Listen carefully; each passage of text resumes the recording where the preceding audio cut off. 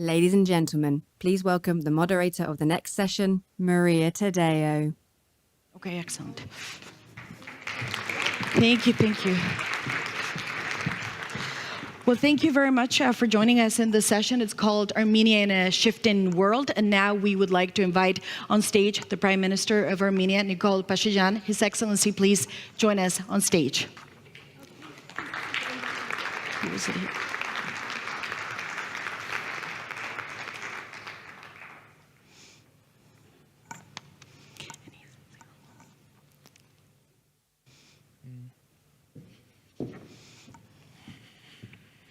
Great. Thank you very much. Excellent. Great to see you.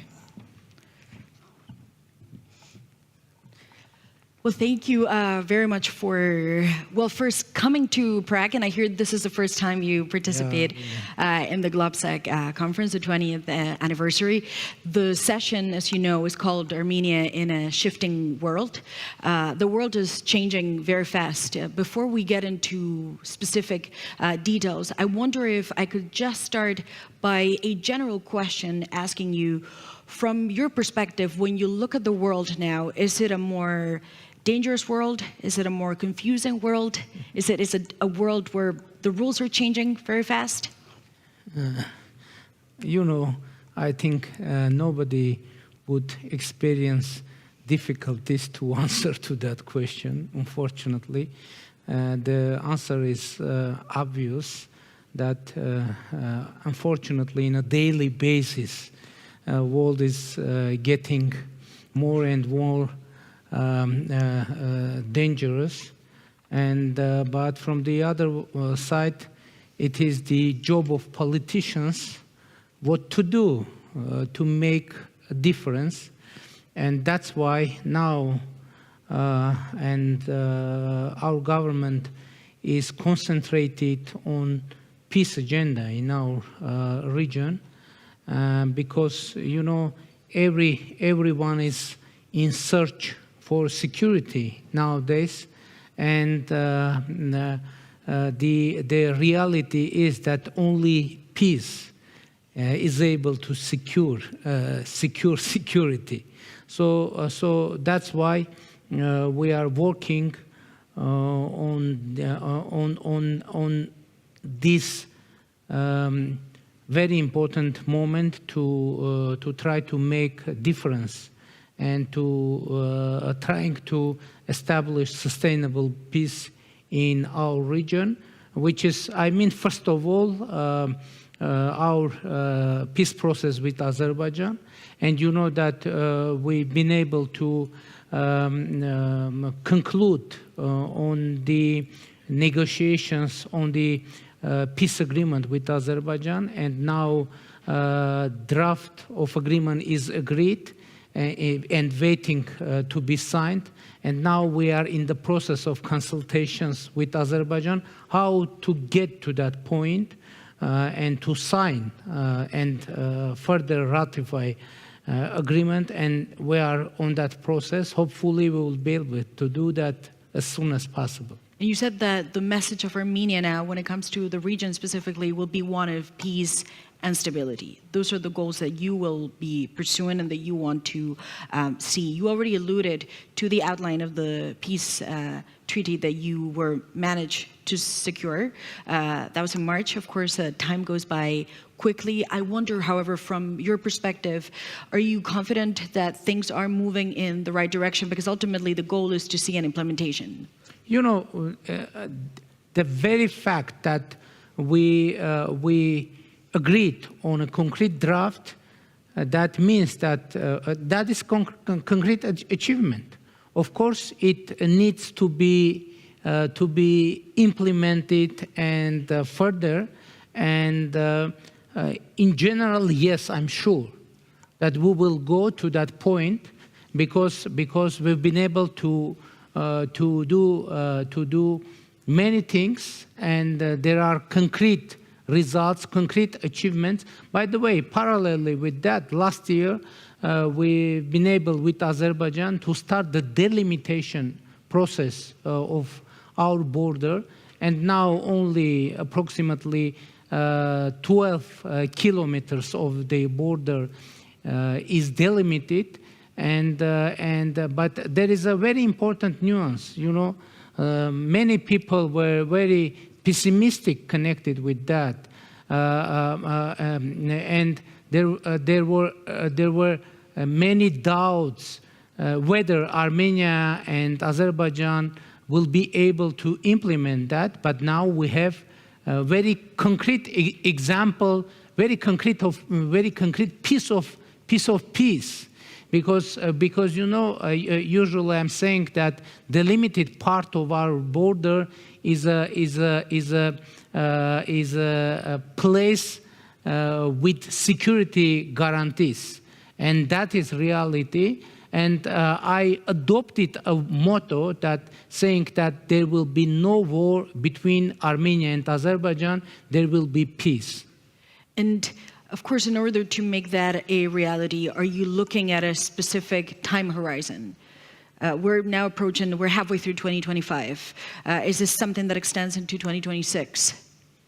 You know, there is a concrete situation. You know that Azerbaijan ties the process with some issues. One of them is the dissolution of Minsk Group, OSCE Minsk Group structures, which was created as negotiating platform for Nagorno-Karabakh conflict, and in general as negotiating platform for Armenia-Azerbaijani conflict.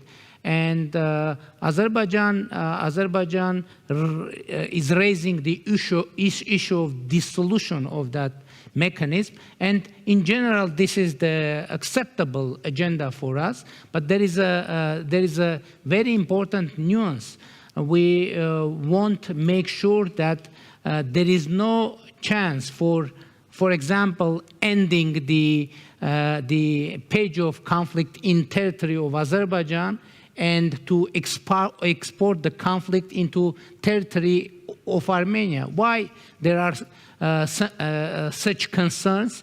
Because of, unfortunately, we see that in Azerbaijan, the process started when some Azerbaijani circles started to call approximately 60% of the sovereign territory of Armenia, Western Azerbaijan, which is very likely is a territorial claim against Armenia. But what is our perception of way out from this situation? We propose to sign peace agreement and to have dissolution of Minsk Group structures. And on timing, you know, I think we need to try to fulfill everything. Signing peace agreement and dissolution of Minsk Group mechanism until the end of this year. At least we will try to do that. So the goal is still, before the year comes to an end in 2025, you would like to see that? Yes, of course. And you have now set a very clear outline of the peace draft that you were able to conclude. You also pointed some of the issues, perhaps, that have come up or could come up. You've also pointed to the time horizon that you would like to see. But of course, that is the perspective of Armenia. And you've said very clearly that we're now a country of peace and we want to see peace. But I wonder, however, in your conversations with the Azerbaijani leadership, and I know you met at the European political community and there was a time where you could discuss, I'm not sure how much you can reveal of private conversations, but what impression do you get from their side? You know, the conversation was positive, and we agreed that we need to work together on the topic. And there are some nuances, and we are working, by the way, because actually we have no diplomatic relations so far with Azerbaijan, but we have diplomatic contacts. And we are working, and we are trying to sort out nuances. And you know, there is another issue that Azerbaijan is raising. It is connected with their perception that in the constitution of Armenia there are territorial claims against Azerbaijan. And you know, what is our perception of that issue raised by Azerbaijan? First of all, we are trying to perceive that as a sincere concern by Azerbaijan. And relying on that point, what is our reaction? Our reaction is that there is only one institution that could officially declare what Armenia's constitution contains and what does not contain Armenian constitution. And it is obviously our constitutional court. You know, last year something very important happened. Armenia and Azerbaijan signed first ever international document, and it was regulation on the joint activities of delimitation commissions of both sides. And there is a very important nuance. There is a provision that Alma-Ata Declaration of 1991 is a basic principle for delimitation process of our borders with Azerbaijan. What is Alma-Ata Declaration? It is declaration signed by 11 former Soviet Republic countries at the time of collapse of Soviet Union. And there is two main meaning of Alma-Ata Declaration. First, Soviet Union stops to exist, and second, Soviet republics, including Armenia and Azerbaijan, becoming independent countries, recognizing each other sovereignty, territorial integrity, inviolability of existing at that time border. And there is another nuance, because after that, you know that we had long-lasting conflict. But after that, in the 6th October of 2022, in Prague, yes, in the margins of the European Political Community Summit, Armenia and Azerbaijan, with participation and with presence of France and the European Union, decided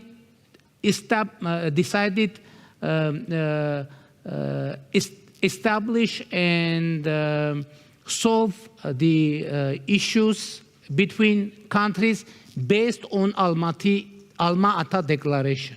So that means, what that means? That means that Soviet time Alma-Ata Declaration means that Soviet time Armenia is independent Armenia with the same territory, and Soviet time Azerbaijan is independent Azerbaijan with the same territory. So after that, let's return to the regulation that has been signed by Armenia and Azerbaijan. We sent it, according to our legislation, to our constitutional court to decide the compliance of that document with our constitution. So our constitutional court decided that this is fully compliant with our constitution. That means that according to legally binding decision of our constitutional court, there is no any territorial claim in our constitution against Armenia or against any other neighbor. But there is another very important nuance too. I said already that we agreed the draft of peace agreement between Armenia and Azerbaijan. And there we have already the same Alma-Ata Declaration on the agreed text as basic principle for peace and establishing interstate relations between Armenia and Azerbaijan. There is second provision that Armenia and Azerbaijan recognize in each other territorial integrity, sovereignty, inviolability of borders, relying on the fact that Soviet time administrative borders became state borders. And there is another very important provision that parties, I mean Armenia and Azerbaijan, have no any territorial claim against each other and obliged not to raise such claims in the future. And there is another very important provision that none of the parties may invoke to their internal legislation as justification of failing implementation of this agreement. So I'm sorry, what is my point? So when we will sign this agreement with Azerbaijan, government must send it to the Constitutional Court of Armenia. So we have two versions. Constitutional Court could decide, for example, that this isn't compliant with our constitution. So even though our experts say that there is no, it isn't likely, because our Constitutional Court already decided on Almaty Declaration. But court is court. If court would decide that it isn't compliant with our constitution, in that case, we will have to make a choice. And I said already publicly that if our Constitutional Court would decide that it isn't compliant with our constitution, I will personally initiate constitutional reforms. But such reforms that would allow us to go ahead. But if our Constitutional Court would decide that it is fully compliant with our constitution, we can send it to Parliament and ratify.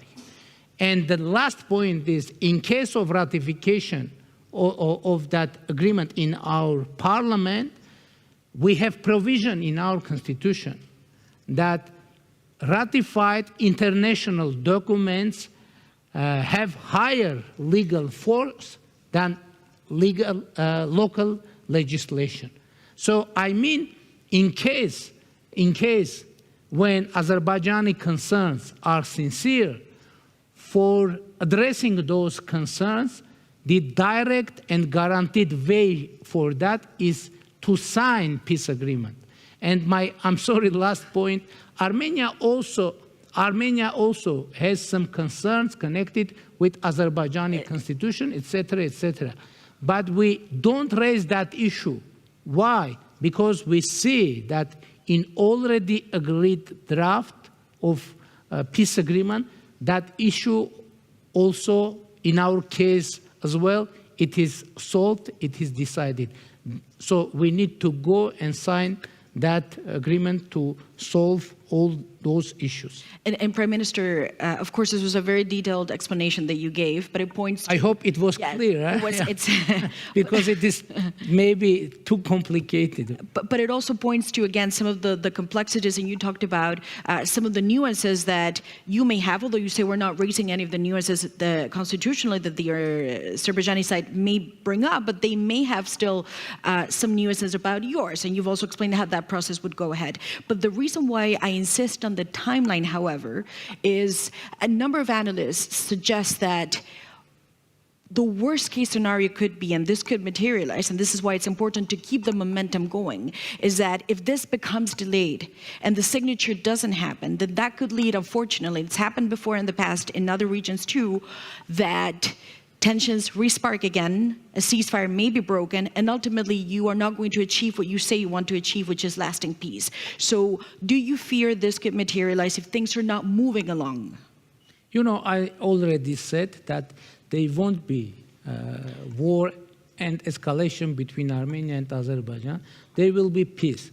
Look, we are concentrated. We will try to sign it in June. If we won't be successful, we will try do it in July. You know, repeatedly we will work on that.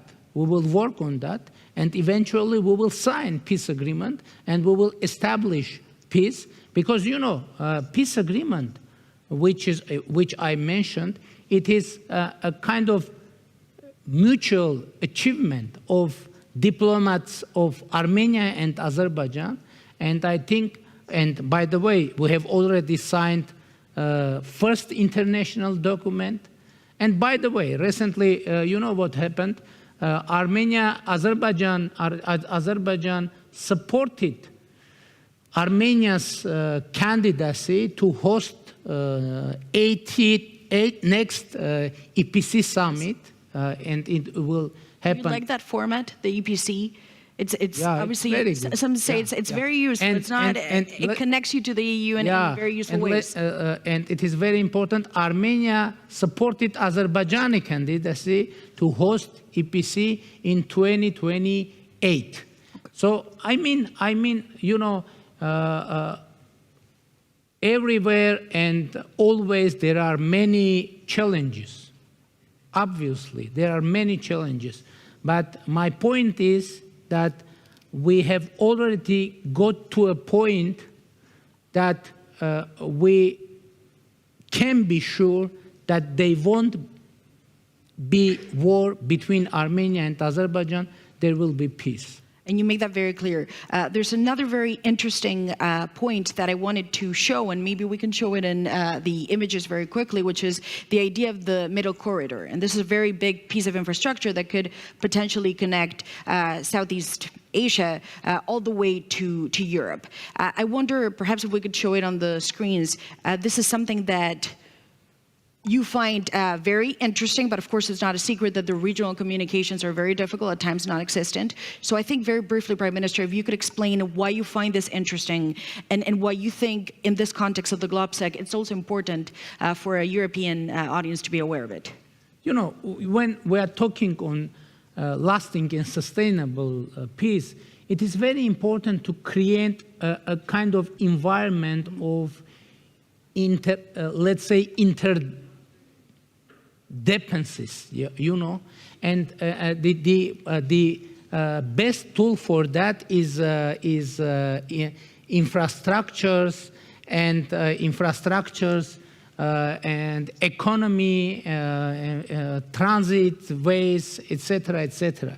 So Armenian government created this project named Crossroads of Peace, and you know that until now 2 our borders out of 4 are totally closed. I mean our borders with Turkey and with Azerbaijan.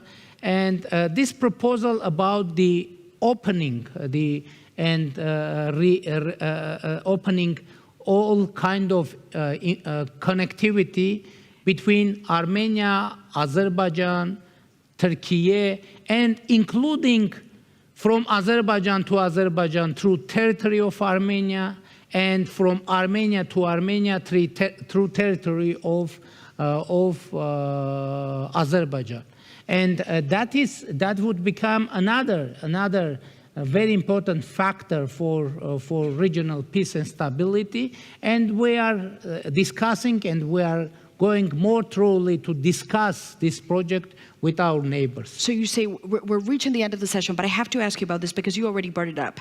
You say that this is something that you think it's not just going to be economically beneficial, but will be a factor of stabilizing relationships through former dependencies. You mentioned Turkey. With Turkey, are you also actively trying to pursue an agenda of normalization? And what feedback do you have from the Turkish government? Because it's a big regional player. During recent years, we've been able to establish a quite active dialogue between Armenia and Turkey. We had several meetings with President Erdogan, and those meetings were constructive. And on the ground, we have no many achievements tangibly. But for example, when 3 years ago Armenia would like to know what is the position of Turkey on some points, we would need to ask about that the third country and to ask Turkey and bring the response back. But now we have direct and let's say everyday contact with our neighbors, and I hope that this process, and I'm sure that eventually this process will lead to the establishment of diplomatic relations and opening of borders and creating economic ties, etc., etc. my impression and my opinion is that it is a matter of time. Of course, it is connected with wider economic regional agenda, but as I said, we are adhered to the agenda of establishing sustainable peace in our region, and we are determined to do our part of job, of course. But from the other side, to be honest, we see the willingness from Turkey, and we see that Azerbaijan is ready for peace, and there are some nuances, and we need to deliver and address those nuances, and I'm sure we will be able to do that. Well, Prime Minister, thank you so much. In a difficult world, you made your message clear. You want to see a normalization of ties, normal diplomatic relationships, and a message of peace. So we thank you for your time, and we thank you for coming to GLOBSEC, and hopefully we'll see you again next year for the next edition. Thank you very much. Thank you. Prime Minister of Armenia, thank you so much.